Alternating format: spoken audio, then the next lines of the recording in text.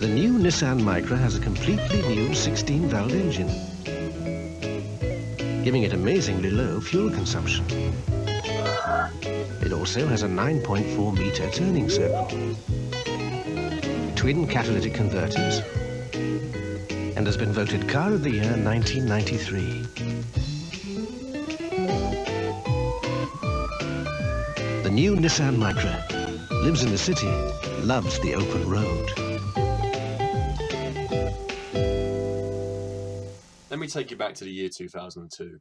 My nan decided to buy a new car. She needed something small, reliable, and at the time very cheap to run. So she stuck to what she knew best. And here it is, a 2002 Nissan Micra, or March in other countries. Now my nan at the time, I think she paid around £7,995 for this.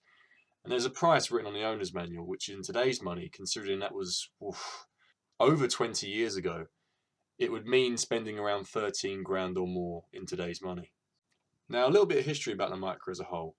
The Nissan Micra began its life back in 1982, replacing the Nissan Cherry, or the Datsun Cherry, as some of you may remember. They were pretty cool cars. I mean, you can take a little Google search and you can see the first generation K10 models were similar in looks to the Cherry, being a super mini replacement. And it sold in very good numbers in its 10-year lifespan. This brings me to mention that in Japan, they managed to get a super turbo version of the K10 that had a 0 to 60 time of 7.7 seconds and an engine that produced about 108 brake horsepower and a top speed of 112. I mean, the car weighed around 650 kilograms, so that sounds like a lot of fun.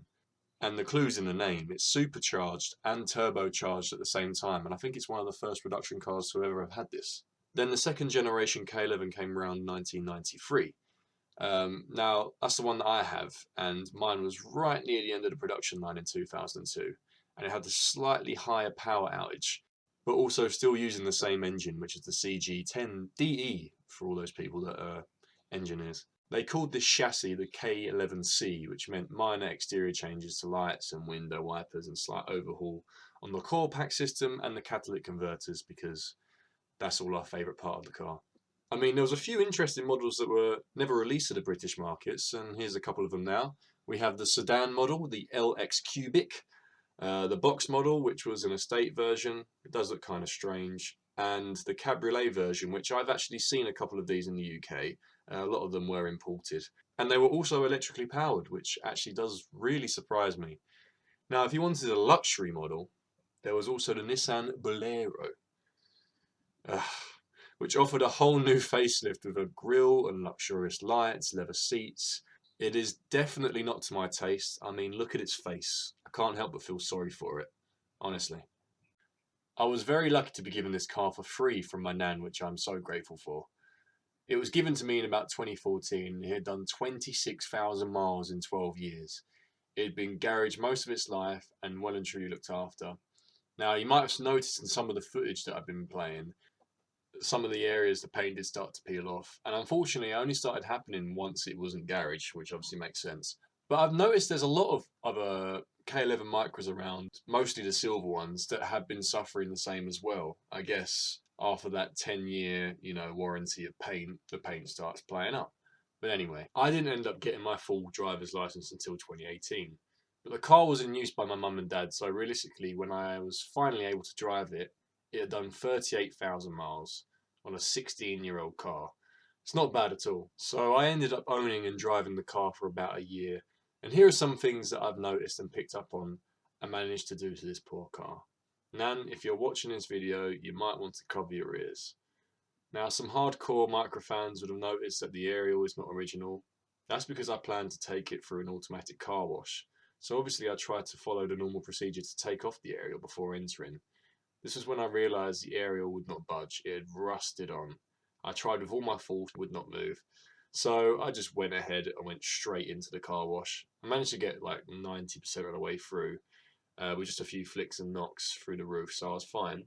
Then they turned on the dryers, and the dryers have to be very close to the vehicle. And there's this loud crack of a whip, and the aerial is there to greet me on the other side of the windshield.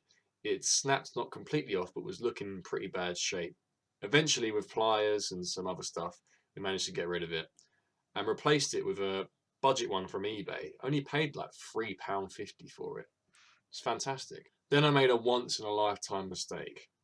I was doing all my regular checks. As a new driver, you know, you end up checking the fluids, the tyre pressures, general tidy up, you know, hoover the inside, make it look pretty. And then decided to go for just a regular trip down to the shops with my girlfriend. All of a sudden, white smoke starts bellowing out the front. So in my mind, I was like, oh my God, what is wrong with the car? It's going to explode. It's going to break down.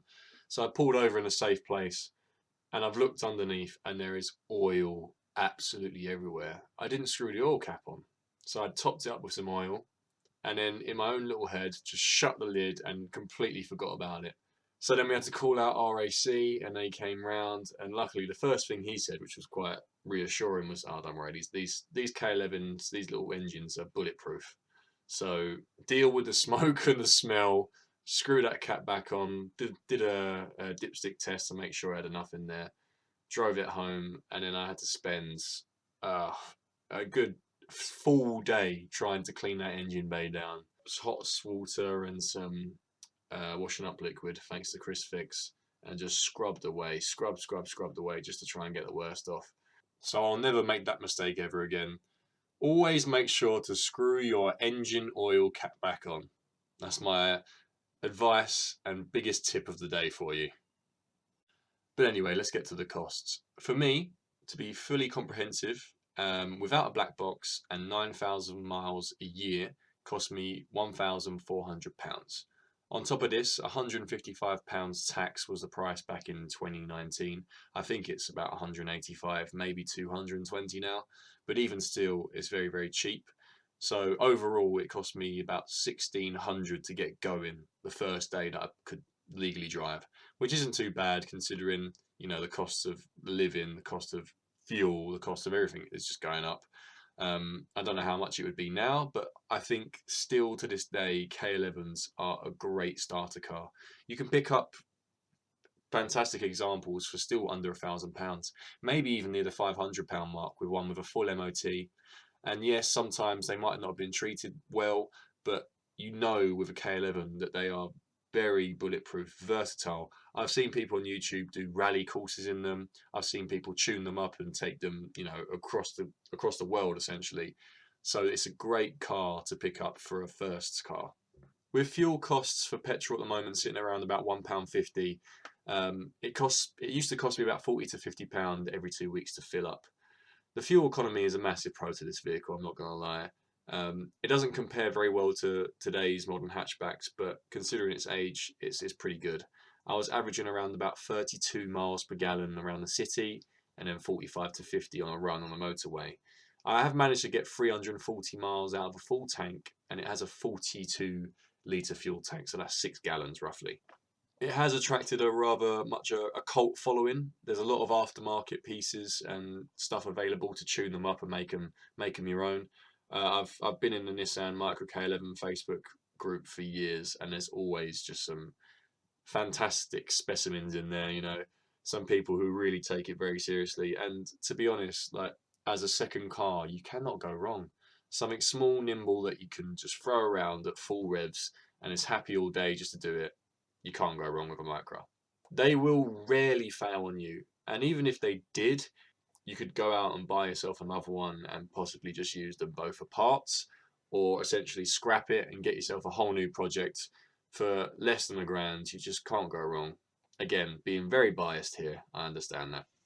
The actual driving experience is what you'd expect from a car of this age. The brakes are, how can I say, they are spongy even if you put new discs and new pads on them. There's a lot of travel in them before you stop, but they work. They will never stop working. You have about 3 inches of play in the steering wheel, and the body roll is hilarious. It feels like you're steering a boat sometimes, but I think that's actually the beauty of it. You know, it will go in the direction you want it to, but you will feel it in the cockpit as the whole car literally feels like it's going to flip over on its side. But it's fantastic. I mean, the visibility is a strong point in the car. I've had no issues parking. I mean, luckily enough, my Nan spec'd it so it had reversing sensors as well, which is fantastic. I had the 1 litre version. There was 1.4 litre versions and obviously automatic transmissions as well available. It would have been nice to have the 1.4 just to have the engine just to have a little bit more oomph, you know. you have to have some patience with this car. You know, you can't be pulling out of junctions too fast because, you know, you've only got 60 horsepower and it takes you about a day to get to 60 miles per hour. But that's the beauty of it. It really is. It really is. You can fit 4 adults in there comfortably, although the 2 in the back won't have headrests because this was back when they didn't really need them. The original radio was, what can I say about it? It was hilarious. There's only one working station. It was a original cassette tape one. We had one tape deck in there, and it was like a mix of the 80s, like club songs, which was fantastic. Listened to that for like the first couple of months. Then I finally got another radio, stereo fitted, and that obviously had Bluetooth connectivity, USB port, because that's all you need. Realistically, even in today's market, I get it. Apple CarPlay and Android Auto is handy to have because then you've got another option for sat nav and things like that. You literally have like car phone mounts, so your phone can still act as a sat nav in the corner of the windscreen. But you know, that's just how it is. I'm happy to just have my Bluetooth and that's it. That's all I need. The model of Micra that I had was a Twister, so I think it did include some optional extras. Like I mentioned before, it had reversing sensors, which was great, electric windows, which is awesome. But there are a few little things that were missing. For instance, it only had one roof handle, so the passengers in the back didn't have one, and you can see there's clearly little plastic holes where one could go, but obviously they want to cut costs. And it's an economy car at the end of the day. You're not going to be expecting a lot. And of course, where it's a hatchback, it has plenty of boot space. The 2 rear seats go down, so if you need to carry large objects, it's totally fine. You can get plenty of luggage space in there. Me and my girlfriend did a few trips in it, and apart from speed, we never really had any other complaints. You know, you're going to get to your destination, but it might take you an extra 20-30 minutes in a car like this. But hey ho, it is what it is. And I think that's about it. That's my honest review of a 2002 Nissan Micra K11. I really hope you guys enjoyed. Again, please feel free in the comments to correct me if any of this information is wrong. I'm just sort of going off what I know and my own experience of having it over a year. And share your stories if you had a Nissan Micra yourself. No, it doesn't matter what model it is, just Nissan Micras, we look out for each other, you know, we look out for each other. But apart from, you know, getting the classic looking like an old person or takeaway delivery driver in these, you can sure have a lot of fun in these old cheap to run cars. 昨日単走で100点出したのはこの男だけ。どういう走り、100点の走り見せてくれるのかどうか。さあどうだ。